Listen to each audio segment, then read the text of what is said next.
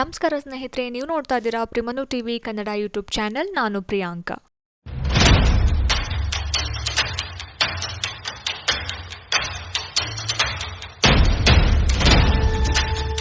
ಇವತ್ತಿನ ಒಂದು ವಿಡಿಯೋದಲ್ಲಿ ನಾನು 9ನೇ ತರಗತಿಯ ಸಮಾಜ ವಿಜ್ಞಾನ ಪಠ್ಯಪುಸ್ತಕದ ಇತಿಹಾಸ ವಿಭಾಗದ ಅಧ್ಯಾಯ 4 ವಿಜಯನಗರ ಸಾಮ್ರಾಜ್ಯ ಮತ್ತು ಬಹುಮನಿ ರಾಜ್ಯ ಈ ಒಂದು ಪಾಠದ ವಿವರಣೆಯನ್ನು ನೀಡ್ತಾ ಇದ್ದೀನಿ. ಈ ಒಂದು ಪಾಠ ಸ್ವಲ್ಪ ದೊಡ್ಡದಾಗಿರೋದ್ರಿಂದ ನಾನು ಇದನ್ನ 2 ಭಾಗಗಳಾಗಿ ಡಿವೈಡ್ ಮಾಡ್ಕೊಳ್ತಾ ಇದ್ದೀನಿ.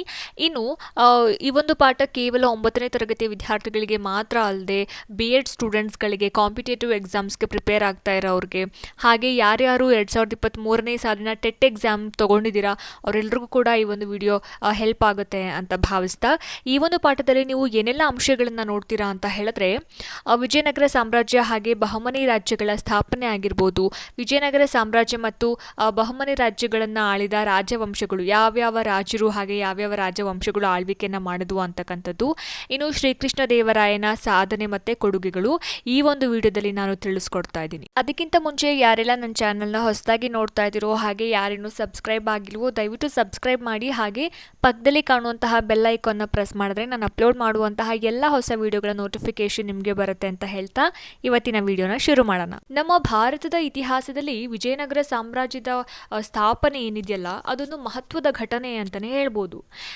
ದಕ್ಷಿಣ ಭಾರತದಲ್ಲಿ ಆಳ್ವಿಕೆ ಮಾಡ್ತಾ ಇದ್ದಂತಹ ರಾಜಮನೆತನಗಳು ಯಾವುದು, ದೇವಗಿರಿಯ ಯಾದವರಾಗಿರ್ಬೋದು, ವಾರಂಗಲಿನ ಕಾಕತೀಯರು, ಮಧುರೆಯ ಪಾಂಡ್ಯರು, ದ್ವಾರಸಮುದ್ರದ ಹೊಯ್ಸಳರು, ತಂಜಾವೂರಿನಲ್ಲಿ ಆಳ್ವಿಕೆ ಮಾಡ್ತಾ ಇದ್ದಂತಹ ಚೋಳರು, ಈ ಎಲ್ಲ ರಾಜಮನೆತನಗಳ ಮೇಲೆ ಅಲ್ಲಾವುದ್ದೀನ್ ಖಿಲ್ಜಿ ಏನು ಮಾಡ್ತಾನೆ, ದಾಳಿ ಮಾಡ್ತಾನೆ. ಅವನ ಒಂದು ದಾಳಿಗೆ ತುತ್ತಾಗಿ ಈ ಎಲ್ಲ ಮನೆತನಗಳು ಕೂಡ ಸಂಪೂರ್ಣವಾಗಿ ನಾಶ ಆಗ್ಬಿಡತ್ತೆ. ಇದರ ಒಂದು ಪರಿಣಾಮವಾಗಿ ಆ ದಕ್ಷಿಣ ಭಾರತದಲ್ಲಿ ಏನಾಗುತ್ತೆ ಅಂತ ಹೇಳಿದ್ರೆ ರಾಜಕೀಯ ಅಭದ್ರತೆ ಶುರುವಾಗುತ್ತೆ, ಅಸ್ಥಿರತೆ ಕಾಣಿಸ್ಕೊಳ್ಳುತ್ತೆ, ಕ್ಷೋಭೆ ಉಂಟಾಗುತ್ತೆ, ಭಯ ಹಾಗೆ ಧಾರ್ಮಿಕ ವಿಪ್ಲವಗಳು ಇದೆಲ್ಲವೂ ಸಹ ಕಾಣಿಸ್ಕೊಳ್ಳತೊಡಗುತ್ತೆ. ಈ ಒಂದು ಸನ್ನಿವೇಶದಲ್ಲಿ ವಿಜಯನಗರ ಸಾಮ್ರಾಜ್ಯ ಉದಯ ಆಗುವಂಥದ್ದು. ಇನ್ನು ವಿಜಯನಗರ ಸಾಮ್ರಾಜ್ಯವನ್ನ 1336ರಲ್ಲಿ ತುಂಗಾಭದ್ರಾ ನದಿಯ ದಕ್ಷಿಣ ದಡದ ಮೇಲೆ ಸ್ಥಾಪನೆ ಮಾಡ್ತಾರೆ. ಯಾರು? ಹಕ್ಕಬುಕ್ಕರು. ಇನ್ನು ಮುಂದೆ ಹಂಪೆ ಅಂತಕ್ಕಂಥದ್ದು ವಿಜಯನಗರ ಸಾಮ್ರಾಜ್ಯದ ರಾಜಧಾನಿ ಆಗುತ್ತೆ. ಇಲ್ಲಿ ನಿಮಗೆ ಪ್ರಶ್ನೆ ಕೇಳ್ತಾರೆ, ವಿಜಯನಗರ ಸಾಮ್ರಾಜ್ಯದ ಸ್ಥಾಪನೆ ಯಾರು ಮಾಡಿದ್ರು ಅಂತ ಹೇಳಿ. ಅದಕ್ಕೆ ಆನ್ಸರ್ ಏನು? ಹರಿಹರ ಮತ್ತು ಬುಕ್ಕರು ಅಥವಾ ಹಕ್ಕಬುಕ್ಕರು. 1336 ತುಂಗಭದ್ರಾ ನದಿಯ ದಕ್ಷಿಣ ದಡದ ಮೇಲೆ ಅಂತಕ್ಕಂಥದ್ದು. ಇನ್ನು ವಿಜಯನಗರ ಸಾಮ್ರಾಜ್ಯವನ್ನ ಆಳ್ವಿಕೆ ಮಾಡಿದಂತಹ 4 ಪ್ರಮುಖ ರಾಜಮನೆತನಗಳು ಯಾವುದು ಅಂತ ಹೇಳಿದ್ರೆ ಸಂಗಮ ವಂಶ, ಸಾಳುವ ವಂಶ, ತುಳುವ ವಂಶ ಹಾಗೆ ಅರವೀಡು ವಂಶ. ಇನ್ನು ಸಂಗಮ ವಂಶ ಎಷ್ಟರಿಂದ ಎಷ್ಟನೇ ಶತಮಾನ ತನಕ ಆಳ್ವಿಕೆ ಮಾಡುತ್ತೆ ಅಥವಾ ಎಷ್ಟು ವರ್ಷಗಳ ಕಾಲ ಆಳ್ವಿಕೆ ಮಾಡುತ್ತೆ ಅಂತ ಹೇಳಿದ್ರೆ 1336ರಿಂದ 1486 ತನಕ ಸಂಗಮ ವಂಶ ಆಳ್ವಿಕೆ ಮಾಡುವಂಥದ್ದು. ಇನ್ನು ಸಂಗಮ ವಂಶದಲ್ಲಿ ಬರ್ತಕ್ಕಂತಹ ಪ್ರಮುಖ ದೊರೆಗಳು ಯಾರ್ಯಾರು ಅಂತ ಹೇಳಿದ್ರೆ 1ನೇ ಹರಿಹರ ಹಾಗೆ ಬುಕ್ಕರಾಯ, ಮತ್ತೆ 2ನೇ ಹರಿಹರ ಮತ್ತೆ ಪ್ರೌಢದೇವರಾಯ, ಇವರು ಸಂಗಮ ವಂಶದ ಪ್ರಮುಖ ದೊರೆಗಳು. ಇನ್ನು 1ನೇ ಹರಿಹರ ಏನಿದಾನಲ್ವಾ, ವಿಜಯನಗರ ಸಾಮ್ರಾಜ್ಯಕ್ಕೆ ಅಸ್ಥಿಭಾರವನ್ನ ಹಾಕಿ ಕಡಿದಾಗಿರ್ತಕ್ಕಂತಹ ಬೆಟ್ಟಗಳ ನಡುವೆ ಇರುವಂತಹ ಒಂದು ಕಾಡು, ಅದು ಸಂಪೂರ್ಣವಾಗಿ ಕಾಡಾಗಿರುತ್ತೆ. ಆ ಒಂದು ಕಾಡಿಗೆ ಒಂದು ಹೊಸ ರೂಪವನ್ನ ಕೊಟ್ಟು ಹೊಸ ರಾಜಧಾನಿಯನ್ನ ಅಭಿವೃದ್ಧಿ ಪಡಿಸಿರ್ತಕ್ಕಂತಹ ಕೀರ್ತಿ ಯಾರಿಗೆ ಹೋಗುತ್ತೆ ಅಂತ ಹೇಳಿದ್ರೆ 1ನೇ ಹರಿಹರನಿಗೆ ಸಲ್ಲುವಂಥದ್ದು. ಇನ್ನು ಬುಕ್ಕರಾಯ ಮಧುರೈನ ಸುಲ್ತಾನನನ್ನ ಪದಚ್ಯುತಗೊಳಿಸಿ ಬುಕ್ಕರಾಯನ ಪುತ್ರ ಕಂಪಣ ಏನಿದ್ದಾನೆ ಅವನು ಸಾಮ್ರಾಜ್ಯವನ್ನ ವಿಸ್ತಾರ ಮಾಡ್ತಕ್ಕಂಥದ್ದು. ಈ ಒಂದು ದಿಗ್ವಿಜಯದ ಬಗ್ಗೆ ಗಂಗಾದೇವಿ ಬರೆದಿರ್ತಕ್ಕಂತಹ ಮಧುರಾ ವಿಜಯಂ ಅನ್ನುವಂತಹ ಒಂದು ಸಂಸ್ಕೃತ ಕೃತಿ ಏನಿದೆ ಹೆಚ್ಚಿನ ವಿವರಣೆಯನ್ನು ನೀಡ್ತಕ್ಕಂಥದ್ದು. ಅಷ್ಟೇ ಅಲ್ಲದೆ ಕೊಂಡವೀಡಿನ ರೆಡ್ಡಿಗಳನ್ನ ಕೂಡ ಅವರು ಸೋಲಿಸಿ ಅವರು ಆಳ್ವಿಕೆ ಮಾಡ್ತಾ ಇದ್ದಂತಹ ಪೆನುಗೊಂಡೆ ಅನ್ನುವಂತಹ ಒಂದು ಪ್ರದೇಶವನ್ನ ಬುಕ್ಕರಾಯ ಏನ್ ಮಾಡ್ತಾನೆ, ವಿಜಯನಗರ ಸಾಮ್ರಾಜ್ಯಕ್ಕೆ ಸೇರಿಸ್ಕೊಳ್ತಾನೆ. ಇನ್ನು ಬುಕ್ಕರಾಯ ಜೈನರ ಮತ್ತೆ ವೈಷ್ಣವರ ನಡುವೆ ಇದ್ದಂತಹ ಕೆಲವೊಂದು ಧಾರ್ಮಿಕ ಕಲಹವನ್ನ ಅಥವಾ ಸಮಸ್ಯೆಗಳನ್ನ ಬಗೆಹರಿಸಿ ಸರ್ವಮತ ಸಮನ್ವಯತೆಯ ನೀತಿಯನ್ನ ಅವನು ಎತ್ತಿ ಹಿಡಿತಾನೆ. ಹಾಗಂತ ಶ್ರವಣಬೆಳಗೊಳದ ಶಾಸನ ನಮಗೆ ತಿಳಿಸ್ಕೊಡುತ್ತೆ ಅಂತಕ್ಕಂಥದ್ದು. ಇನ್ನು ರಾಜಧಾನಿಯಲ್ಲಿ ಕೋಟೆಗಳನ್ನ ಕಟ್ಟಿಸೋದಾಗಿರ್ಬೋದು, ದೇವಾಲಯಗಳನ್ನ ನಿರ್ಮಾಣ ಮಾಡೋದಾಗಿರ್ಬೋದು, ಕೃಷಿ ಚಟುವಟಿಕೆಗಳಿಗೆ ಹೆಚ್ಚಿನ ಪ್ರೋತ್ಸಾಹವನ್ನು ಕೊಡೋದಾಗಿರ್ಬೋದು, ಇದೆಲ್ಲ ಕೆಲಸಗಳನ್ನ ಅವನು ಬುಕ್ಕರಾಯ ಮಾಡ್ತಾ ಇದ್ದ ಅಂತಕ್ಕಂಥದ್ದು. ಇನ್ನು ಚೀನಾ ದೇಶದ ಮಿಂಗ್ ವಂಶದ ಸಾಮ್ರಾಟ್ನ ಆಸ್ಥಾನಕ್ಕೆ ಬುಕ್ಕರಾಯ ತನ್ನ ರಾಯಭಾರಿಗಳನ್ನ ಕಳುಹಿಸಿದ್ದ ಅನ್ನುವಂಥದ್ದು ಕೂಡ ಇಲ್ಲಿ ನಾವು ಗಮನಿಸಬೇಕಾಗಿರುವಂತಹ ವಿಷಯ. ನೆಕ್ಸ್ಟು ಎರಡನೇ ಹರಿಹರ ಬೇರೆ ಯಾರೂ ಅಲ್ಲ, ಬುಕ್ಕರಾಯನ ಮಗನಾಗಿರ್ತಕ್ಕಂತಹ ಎರಡನೇ ಹರಿಹರ 27 ವರ್ಷಗಳ ಕಾಲ ಅವನು ವಿಜಯನಗರದಲ್ಲಿ ಆಳ್ವಿಕೆಯನ್ನು ಮಾಡ್ತಾ ಇರ್ತಾನೆ. ಇನ್ನು ಅವನ ಒಂದು 27 ವರ್ಷಗಳ ಆಡಳಿತದ ಅವಧಿಯಲ್ಲಿ ವಿಜಯನಗರ ಸಾಮ್ರಾಜ್ಯ ವಿಶಾಲ ಪ್ರದೇಶಗಳನ್ನು ಒಳಗೊಂಡಿರುತ್ತೆ. ಅಂದರೆ ಅವನು ಅಷ್ಟು ಸಾಮ್ರಾಜ್ಯಗಳನ್ನು, ಬೇರೆ ಬೇರೆ ಸಾಮ್ರಾಜ್ಯಗಳನ್ನ ವಿಜಯನಗರ ಸಾಮ್ರಾಜ್ಯಕ್ಕೆ ಸೇರಿಸಿರ್ತಾನೆ ಅಂತಕ್ಕಂಥದ್ದು. ಈತ ಏನು ಮಾಡ್ತಾನೆ ಅಂತ ಹೇಳಿದ್ರೆ, ಕೊಂಡವೀಡು ಆಗಿರ್ಬೋದು, ಕರ್ನೂಲು, ನೆಲ್ಲೂರು, ಹಾಗೆ ಕೆಲವೊಂದು ಕೋಟೆಗಳನ್ನು ಅವನು ಗೆದ್ಕೊಳ್ತಾನೆ. ಇನ್ನು ಬಹಮನಿಯ ಸುಲ್ತಾನ ಮುಜಾಹಿದ್ ತೀರ್ಕೊಂಡ ನಂತರ ಆತನ ರಾಜ್ಯವನ್ನ ಗೋವಾದಿಂದ ಕೊಂಕಣ ಕರಾವಳಿಯ ಉತ್ತರಕ್ಕೆ ಅವನು ವಿಸ್ತಾರವನ್ನ ಮಾಡ್ತಾನೆ. ಇನ್ನು ಕೃಷ್ಣೆಯ ಉತ್ತರದ ಪಾಂಗಳ ಕೋಟೆಯನ್ನು ಅವನು 1398ರಲ್ಲಿ ವಶಪಡಿಸ್ಕೊಳ್ತಾನೆ. ಇದಿಷ್ಟು ಎರಡನೇ ಹರಿಹರನ ಬಗ್ಗೆ ಇರುವಂತಹ ಒಂದಿಷ್ಟು ಮಾಹಿತಿ. ಇನ್ನು ಸಂಗಮ ವಂಶದ ಪ್ರಸಿದ್ಧ ಅರಸನಾಗಿರ್ತಕ್ಕಂತಹ ಎರಡನೇ ದೇವರಾಯ ಅಥವಾ ಪ್ರೌಢದೇವರಾಯನ ಬಗ್ಗೆ ನಾವು ನೋಡೋದಾದ್ರೆ, ಇವನಿಗೆ ಗಜಬೇಂಟೆಕಾರ ಅಂತಕ್ಕಂತಹ ಬಿರುದಿರುತ್ತೆ. ಯಾರಿಗೆ? ಎರಡನೇ ದೇವರಾಯ. ಅವನ ಇನ್ನೊಂದು ಹೆಸರು ಪ್ರೌಢದೇವರಾಯ ಅಂತ. ಅವನಿಗೆ ಯಾಕೆ ಗಜಬೇಂಟೆಕಾರ ಅಂತ ಹೆಸರಿರುತ್ತೆ ಅಂತ ಹೇಳಿದ್ರೆ, ಅವನು ಒಂದ್ಸಲ ಯುದ್ಧಕ್ಕೆ ಹೋಗಬೇಕಾದ್ರೆ ಅವನು ಆನೆಯೊಂದಿಗೆ ಯುದ್ಧವನ್ನು ಮಾಡಿ ಆನೆಯನ್ನು ಸೋಲಿಸಿ ಆನೆಯನ್ನು ಬೇಟೆಯಾಡ್ಕೊಂಡು ಬರ್ತಾನೆ. ಹಾಗಾಗಿ ಅವನಿಗೆ ಗಜಬೇಂಟೆಕಾರ ಅಂತಕ್ಕಂತಹ ಹೆಸರು ಇರೋವಂಥದ್ದು. ಇನ್ನು ಎರಡನೇ ದೇವರಾಯ ಒರಿಸ್ಸಾದಲ್ಲಿ ಆಳ್ವಿಕೆ ಮಾಡ್ತಾ ಇದ್ದಂತಹ ಗಜಪತಿ ಕಪಿಲೇಂದ್ರನನ್ನ ಸೋಲಿಸಿ ಕೊಂಡವೀಡು ಪ್ರದೇಶವನ್ನ ಗೆದ್ಕೊಳ್ತಾನೆ. ಇನ್ನು ಗಡಿ ಪ್ರದೇಶದ ನಾಯಕರುಗಳನ್ನ ಅಡಗಿಸಿ ಈಶಾನ್ಯ ಗಡಿಯನ್ನ ಕೃಷ್ಣಾ ನದಿವರೆಗೂ ಕೂಡ ಅವನು ವಿಸ್ತಾರ ಮಾಡ್ತಾನೆ. ಅನಂತರ ಕೇರಳದ ಮೇಲೆ ದಾಳಿಯನ್ನ ಮಾಡಿ ಕೇರಳ ಪ್ರದೇಶವನ್ನ ಗೆದ್ಕೊಂಡು ಕೇರಳ ಹಾಗೆ ಶ್ರೀಲಂಕಾದಿಂದ ಕಪ್ಪ ಕಾಣಿಕೆಗಳನ್ನ ಸ್ವೀಕಾರ ಮಾಡ್ತಾನೆ. ಹಾಗಾಗಿ ಇವನಿಗೆ ಮತ್ತೊಂದು ಬಿರುದು ಕೂಡ ಬರುತ್ತೆ, ದಕ್ಷಿಣ ಪಥದ ಚಕ್ರವರ್ತಿ ಅಂತ ಹೇಳಿ.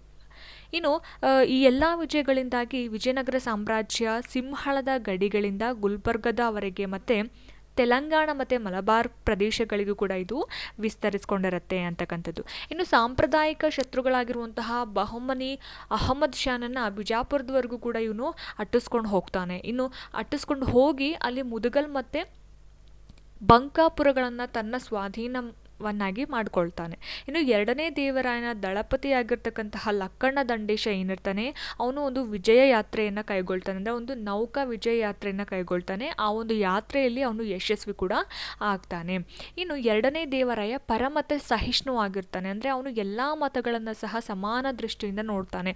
ಹಾಗಾಗಿ ಇವನು ಆತನ ಒಂದು ರಾಜಧಾನಿಯಲ್ಲಿ ಮಸೀದಿಯನ್ನು ಕೂಡ ನಿರ್ಮಾಣ ಮಾಡ್ತಕ್ಕಂಥದ್ದು. ಇನ್ನು ಜೈನ ಹಾಗೆ ವೈಷ್ಣವ ದೇವಾಲಯಗಳನ್ನು ಕೂಡ ನಿರ್ಮಾಣ ಮಾಡಿಸ್ತಾನೆ.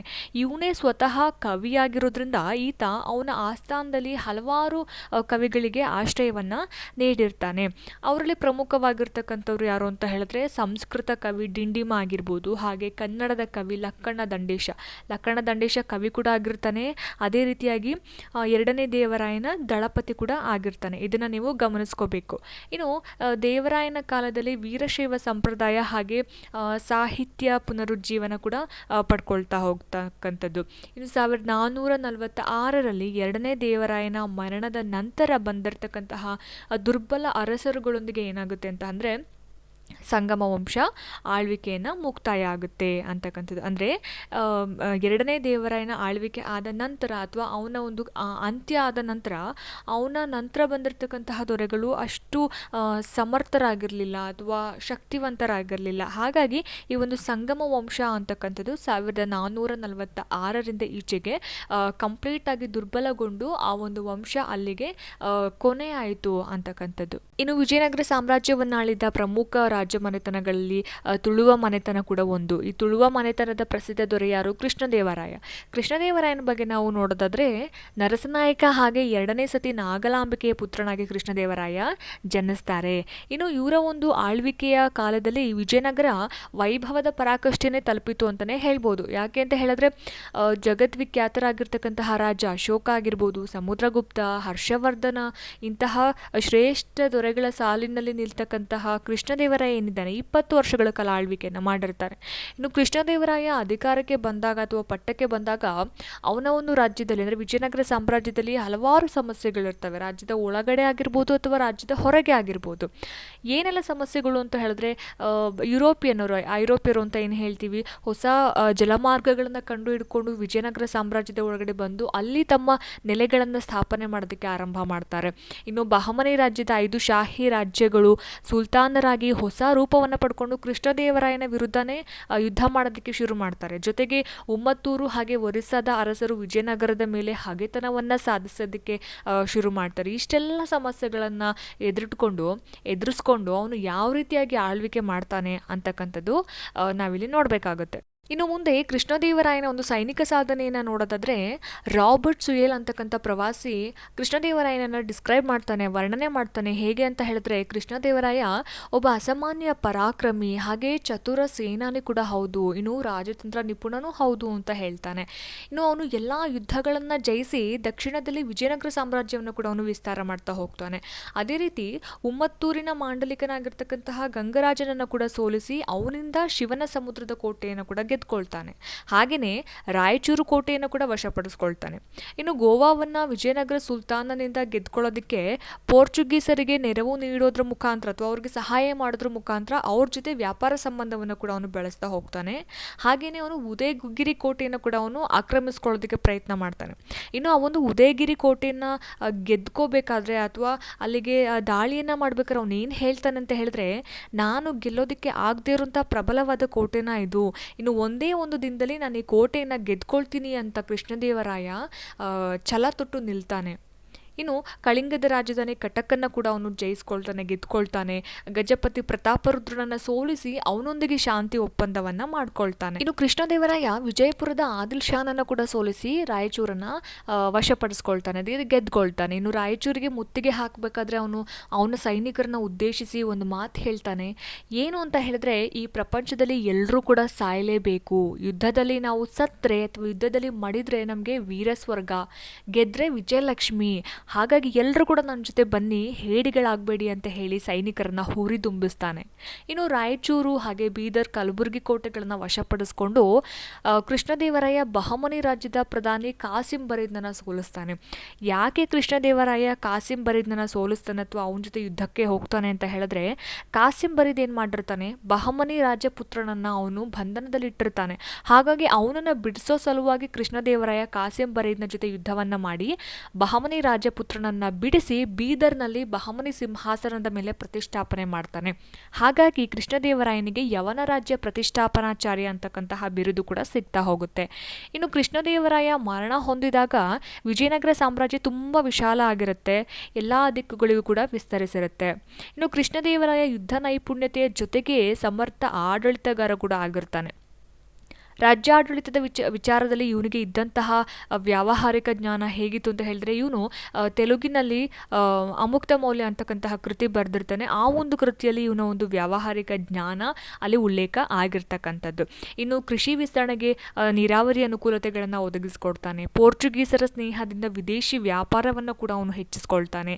ಮದುವೆಯ ಮೇಲೆ ಇದ್ದಂತಹ ಕೆಲವೊಂದು ತೆರಿಗೆಗಳನ್ನು ಅವನು ರದ್ದುಗೊಳಿಸ್ತಾನೆ. ಹಾಗೆ ಇವನು ಕಲೆ, ಸಾಹಿತ್ಯ ಮತ್ತು ಧರ್ಮಗಳಿಗೆ ಹೆಚ್ಚಾಗಿ ಪ್ರೋತ್ಸಾಹವನ್ನು ಕೊಡ್ತಾನೆ. ಇನ್ನು ಸ್ವತಃ ಕೃಷ್ಣದೇವರಾಯನೇ ಕವಿಯಾಗಿರೋದ್ರಿಂದ ಇವನು ಅಷ್ಟದಿಗ್ಗಜರೆಂಬ ಕವಿಗಳಿಗೆ ಅವನ ಆಸ್ಥಾನದಲ್ಲಿ ಉಳ್ಕೊಳ್ಳೋದಕ್ಕೆ ಜಾಗವನ್ನು ಕೊಟ್ಟಿರ್ತಾನೆ ಅಥವಾ ಆಶ್ರಯವನ್ನು ನೀಡಿರ್ತಾನೆ. ಇವನು ಜಾಂಬವತಿ ಕಲ್ಯಾಣ ಅಂತಕ್ಕಂತಹ ನಾಟಕವನ್ನು ಸಂಸ್ಕೃತ ಭಾಷೆಯಲ್ಲಿ ಬರೆದಿರ್ತಾರೆ. ಯಾರು? ಕೃಷ್ಣದೇವರಾಯ.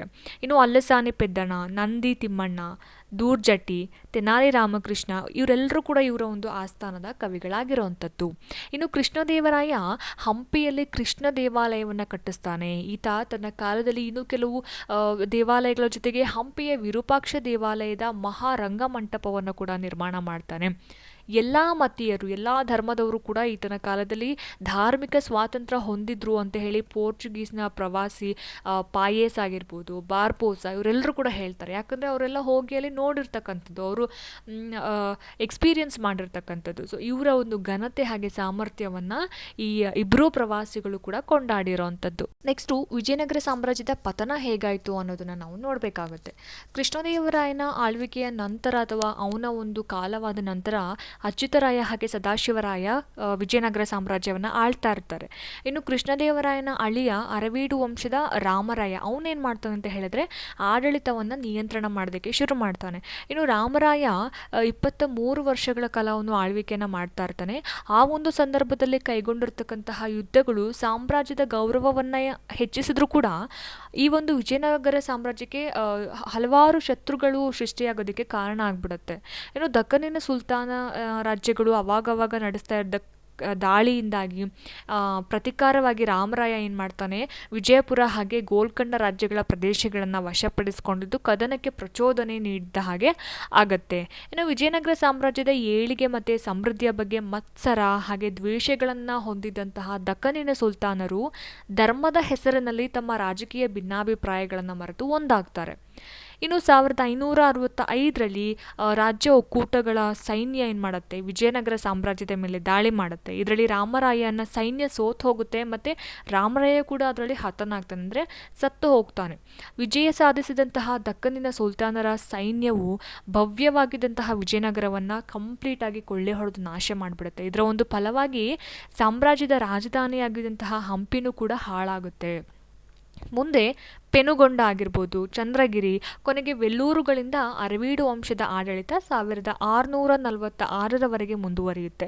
ಇನ್ನು ಕರ್ನಾಟಕದಲ್ಲಿ ಮೈಸೂರು, ಕೆಳದಿ, ಚಿತ್ರದುರ್ಗ ಮುಂತಾದ ವಿಜಯನಗರದ ಸಾಮಂತರು ಸ್ವತಂತ್ರರಾಗ್ತಾರೆ ಅಂತಕ್ಕಂಥದ್ದು. ಇನ್ನು ವಿಜಯನಗರ ಸಾಮ್ರಾಜ್ಯದ ಕೊಡುಗೆಗಳನ್ನು ನಾವು ನೋಡೋದಾದ್ರೆ, ಆಡಳಿತಕ್ಕೆ ಬಂದಾಗ ಏನೆಲ್ಲ ಕೊಡುಗೆಗಳನ್ನು ಕೊಟ್ಟಿದ್ದಾರೆ ಅಂತಂದರೆ, ವಿಜಯನಗರ ಸಾಮ್ರಾಜ್ಯದ ಆಡಳಿತ ಪಾರಂಪರಿಕವಾಗಿ ಮುಂದುವರಿತಾ ಇದ್ದಿದ್ದು.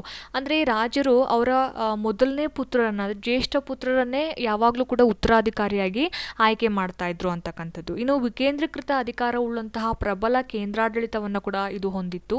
ಇನ್ನು ಮಂತ್ರಿಮಂಡಲ, ಸೈನ್ಯ, ಪ್ರಭುತ್ವ ಹಾಗೆ ಪ್ರಾಂತೀಯ ಮಾಂಡಲಿಕರು ಅಥವಾ ರಾಜ ಒಬ್ಬ ನಾಯಕನಿಗೆ ಅಥವಾ ಪಾಳೇಗಾರನಿಗೆ ಸೈನಿಕ ಸೇವೆಯ ಷರತ್ತಿನ ಮೇಲೆ ಭೂಮಿಯನ್ನು ಕೊಡ್ತಾ ಇದ್ದಿದ್ದು. ಇನ್ನು ನಾಯಕರಾಗಿರ್ಬೋದು, ರಾಜ್ಯ ಮಂಡಲ, ಗ್ರಾಮಾಡಳಿತ, ಹೀಗೆ ವಿವಿಧ ಬಗೆಗಳು ಇರೋವಂಥದ್ದು.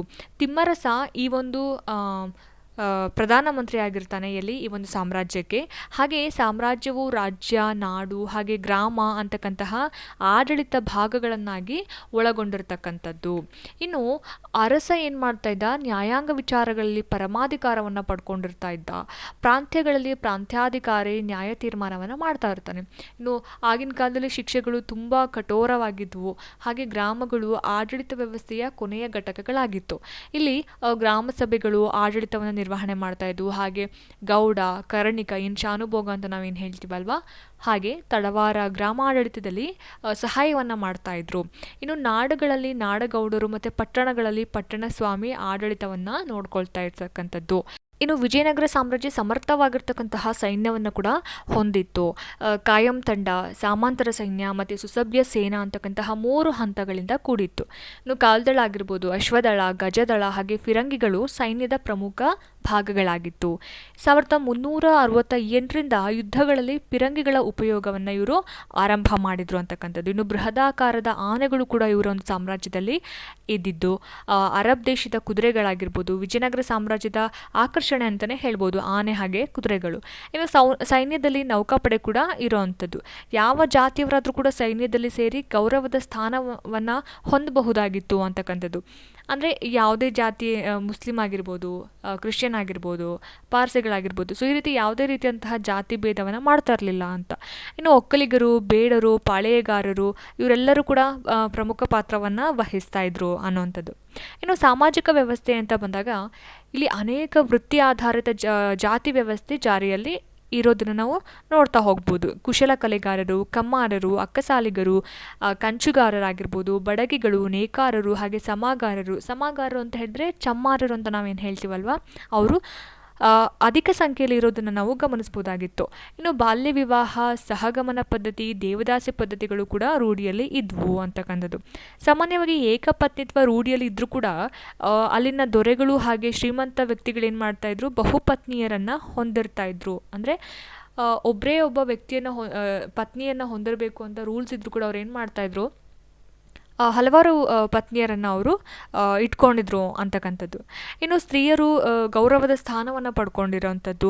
ವಿಜಯನಗರ ಸಾಮ್ರಾಜ್ಯದಲ್ಲಿ ಸ್ತ್ರೀ ಜಟ್ಟಿಗಳು ಅಂದರೆ ಕುಸ್ತಿಪಟುಗಳು, ಅರಮನೆ ಕಾವಲುಗಾರ್ತಿಯರು ಇವರೆಲ್ಲರೂ ಕೂಡ ಇದ್ದರು ಅಂತಕ್ಕಂಥದ್ದು. ಅಂದರೆ ಸ್ತ್ರೀ ಪುರುಷರು ಅಂತ ಹೇಳಿ ಭೇದ ಮಾಡ್ತಾ ಇರಲಿಲ್ಲ. ಎಲ್ಲರೂ ಕೂಡ ಅವರ ಒಂದು ಯೋಗ್ಯತೆಗೆ ತಕ್ಕ ಹಾಗೆ ಕೆಲಸಗಳನ್ನು ಮಾಡ್ತಕ್ಕಂತಹ ಒಂದು ರೂಲ್ಸ್ ಮಾಡಿದ್ರು ಅಂತಕ್ಕಂಥದ್ದು. ಇನ್ನು ಹೋಳಿ, ದೀಪಾವಳಿ ಹಾಗೆ ದಸರಾ ಹಬ್ಬಗಳನ್ನು ಅವರು ಸಾರ್ವಜನಿಕವಾಗಿ ಆಚರಣೆ ಮಾಡ್ತಾ ಇದ್ರು.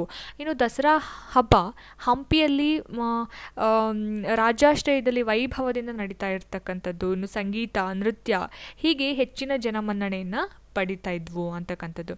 ಇನ್ನು ಆರ್ಥಿಕ ವ್ಯವಸ್ಥೆ ಅಂತ ಬಂದಾಗ ವಿಜಯನಗರ ಸಾಮ್ರಾಜ್ಯ ಆರ್ಥಿಕವಾಗಿ ಸುಭಿಕ್ಷವಾಗಿತ್ತು. ಹಾಗೆ ಭೂಕಂದಾಯ ರಾಜ್ಯದ ಒಂದು ಪ್ರಮುಖ ಮೂಲವಾಗಿತ್ತು. ಕೃಷಿಕರು ಸಾಮಾನ್ಯವಾಗಿ ತಮ್ಮ ಉತ್ಪಾದನೆಯ 1/4 ಭಾಗವನ್ನು ಸರ್ಕಾರಕ್ಕೆ ತೆರಿಗೆ ರೂಪದಲ್ಲಿ ಕೊಡ್ತಾ ಇದ್ರು. ಆಗಲೂ ಕೂಡ ತೆರಿಗೆ ವ್ಯವಸ್ಥೆ ಇತ್ತು ಅಂತಕ್ಕಂಥದ್ದು. ಇನ್ನು ವೃತ್ತಿ ತೆರಿಗೆ ಆಗಿರ್ಬೋದು, ಮನೆ ಕಂದಾಯ, ದಾರಿ ಸುಂಕ, ಸಂತೆ ಸುಂಕ, ವಾಣಿಜ್ಯ ತೆರಿಗೆ, ಆಮದು ಮತ್ತು ರಫ್ತುಗಳ ಮೇಲಿರ್ತಕ್ಕಂತಹ ತೆರಿಗೆಗಳು, ಸಾಮಂತರಿಂದ ಬರ್ತಕ್ಕಂತಹ ಕಪ್ಪ ಕಾಣಿಕೆಗಳಾಗಿರ್ಬೋದು ರಾಜ್ಯದ ಇತರ ಆದಾಯದ ಮೂಲಗಳಾಗಿದ್ವು ಅನ್ನೋಂಥದ್ದು.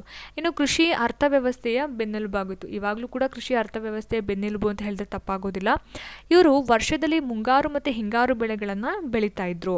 ಜೋಳ ಆಗಿರ್ಬೋದು, ರಾಗಿ, ಭತ್ತ, ಸಜ್ಜೆ, ಗೋಧಿ, ಅವರೆಕಾಳು, ಹೆಸರು, ಉದ್ದು, ತೊಗರಿ, ಎಳ್ಳು, ಶೇಂಗಾ, ಹತ್ತಿ, ಕಬ್ಬು, ತೆಂಗು ಇವೆಲ್ಲವೂ ಸಹ ಮುಖ್ಯ ಬೆಳೆಗಳಾಗಿದ್ವು. ಇನ್ನು ವಿಜಯನಗರದ ಅರಸರು ಬಾವಿ ಮತ್ತು ಕೆರೆ ಕಾಲುವೆಗಳನ್ನು ಕಟ್ಟಿಸೋದ್ರ ಮುಖಾಂತರ ಕೃಷಿ ಹಾಗೆ ನೀರಾವರಿಯನ್ನು ಅವರು ಉತ್ತೇಜನ ಮಾಡ್ತಾ ಇದ್ರು. ಇವರ ಒಂದು ಕಾಲದಲ್ಲಿ ಗೇಣಿ, ಗುತ್ತಿಗೆ, ಹಾಗೆ ವಾರ ಮತ್ತು ಗಡಿ ಅಂತಕ್ಕಂತಹ 5 ಬಗೆಯ ಭೂ ಹಿಡುವಳಿ ಪದ್ಧತಿಗಳನ್ನು ಅವರು ಜಾರಿಗೆ ತಂದಿದ್ರು ಅಂತಕ್ಕಂಥದ್ದು. ಇನ್ನು ವಿಜಯನಗರ ಸಾಮ್ರಾಜ್ಯದ ಕಾಲ ಕೈಗಾರಿಕೆ ಹಾಗೆ ವಾಣಿಜ್ಯ ಕ್ಷೇತ್ರದಲ್ಲಿ ಮಹತ್ತರವಾಗಿರ್ತಕ್ಕಂತಹ ಪ್ರಗತಿಯನ್ನು ಸಾಧಿಸಿತ್ತು. ಮೆಣಸು ಆಗಿರ್ಬೋದು, ಲವಂಗ, ಏಲಕ್ಕಿ ಮುಂತಾದ ಮಸಾಲೆ ಪದಾರ್ಥಗಳನ್ನು ಅಥವಾ ಕಬ್ಬಿಣದ ಅದಿರು, ವಜ್ರ, ಕಲ್ಲು ಸಕ್ಕರೆ ಆಗಿರ್ಬೋದು, ಕಸ್ತೂರಿ, ಶ್ರೀಗಂಧ, ಸುಗಂಧ ದ್ರವ್ಯ ಇವೆಲ್ಲವುಗಳನ್ನು ಕೂಡ ಅವ್ರು ಏನು ಮಾಡ್ತಾಯಿದ್ರು, ರಫ್ತು ಮಾಡ್ತಾಯಿದ್ರು. ಬೇರೆ ಬೇರೆ ದೇಶಗಳಿಗೆ ಅವರು ಕಳಿಸ್ಕೊಡ್ತಾ ಇದ್ರು. ಬಟ್ಟೆ ನೇಯ್ಗೆ ಮುಖ್ಯ ಕೈಗಾರಿಕೆ ಆಗಿತ್ತು. ಅಂದರೆ ಬಟ್ಟೆ ನೇಯ್ಗೆ ಮಾಡೋರು ಸಂಖ್ಯೆ ಜಾಸ್ತಿ ಇತ್ತು ಅಂತಕ್ಕಂಥದ್ದು. ಇನ್ನು ಚಿನ್ನದ ವರಹ, ಗದ್ಯಾಣ ಮತ್ತು ಪಗೋಡ, ಬೆಳ್ಳಿಯ ತಾರ, ತಾಮ್ರದ ಪಣ, ದುಡ್ಡು ಮತ್ತು ಕಾಸುಗಳು ಇವೆಲ್ಲವನ್ನು ಸಹ ಅವ್ರು ಏನು ಮಾಡ್ತಾಯಿದ್ರು, ಬಳಸ್ತಾ ಇದ್ರು ಅಂತಕ್ಕಂಥದ್ದು. ಇನ್ನು ಭಟ್ಕಳ, ಹೊನ್ನಾವರ, ಮಂಗಳೂರು ವಿಜಯನಗರ ಸಾಮ್ರಾಜ್ಯದ ಮುಖ್ಯ ಬಂದರುಗಳಾಗಿದ್ವು. ಅರಬ್ ಆಗಿರ್ಬೋದು, ಚೀನಾ, ಪೋರ್ಚುಗಲ್ ಮುಂತಾದ ವಿದೇಶಿ ವ್ಯಾಪಾರಿಗಳು ಸಾಮ್ರಾಜ್ಯದ ಸಂಪರ್ಕವನ್ನು ಹೊಂದಿದ್ರು ಅಂತ ಹೇಳಿ. ಸೊ ಇದಿಷ್ಟು ವಿಜಯನಗರ ಸಾಮ್ರಾಜ್ಯದ ಸುಲ್ತಾನರು ಅಥವಾ ಅವರ ಒಂದು ಆಳ್ವಿಕೆ ಸಮಯದಲ್ಲಿ ಕೊಟ್ಟಂತಹ ಕೊಡುಗೆಗಳು. ಧಾರ್ಮಿಕವಾಗಿ ಏನೆಲ್ಲ ಕೊಟ್ಟರು, ಸಾಮಾಜಿಕವಾಗಿ ಏನೆಲ್ಲ ಕೊಟ್ಟರು, ಅದೇ ರೀತಿಯಾಗಿ ಆಡಳಿತದಲ್ಲಿ ಅವರು ಏನೆಲ್ಲ ಬದಲಾವಣೆಗಳನ್ನು ಮಾಡ್ಕೊಂಡಿದ್ರು ಅಂತಕ್ಕಂಥದ್ದು. ನೋಡಿದ್ರಲ್ಲ, ಇವತ್ತಿನ ಒಂದು ವಿಡಿಯೋದಲ್ಲಿ ನಾನು ವಿಜಯನಗರ ಸಾಮ್ರಾಜ್ಯದ ಸ್ಥಾಪನೆ ಹಾಗೆ ರಾಜ್ಯವಂಶಗಳು, ಕೃಷ್ಣದೇವರಾಯನ ಸಾಧನೆ, ಕೊಡುಗೆ, ಇನ್ನು ವಿಜಯನಗರ ಸಾಮ್ರಾಜ್ಯದ ಪತನದ ಬಗ್ಗೆ ನಾನು ತಿಳಿಸ್ಕೊಟ್ಟೆ. ಮುಂದಿನ ವಿಡಿಯೋದಲ್ಲಿ ನಾನು ಧಾರ್ಮಿಕ ಕೊಡುಗೆಗಳು ಹಾಗೆ ಕಲೆ ಮತ್ತು ವಾಸ್ತುಶಿಲ್ಪ, ಬಹಮನಿ ಸಾಮ್ರಾಜ್ಯದ ಕೊಡುಗೆಗಳು, ಸ್ಥಾಪನೆ ಹೇಗಾಯಿತು ಅನ್ನೋದನ್ನು ತಿಳಿಸ್ಕೊಡ್ತೀನಿ. ಈ ಒಂದು ವಿಡಿಯೋ ನಿಮಗೆ ಇಷ್ಟ ಆಗಿದ್ರೆ ದಯವಿಟ್ಟು ಲೈಕ್ ಮಾಡಿ, ಶೇರ್ ಮಾಡಿ, ನಿಮ್ಮ ಅನಿಸಿಕೆಯನ್ನು ದಯವಿಟ್ಟು ನನಗೆ ಕಮೆಂಟ್ ಬಾಕ್ಸಲ್ಲಿ ತಿಳಿಸಿ. ಸಬ್ಸ್ಕ್ರೈಬ್ ಮಾಡೋದನ್ನು ಮರಿಬೇಡಿ ಅಂತ ಹೇಳ್ತಾ ಮುಂದಿನ ವಿಡಿಯೋದಲ್ಲಿ ನಾನು ನಿಮಗೆ ಸಿಗ್ತೀನಿ. ಅಲ್ಲಿ ತನಕ ಟಾಟಾ ಬಾಯ್.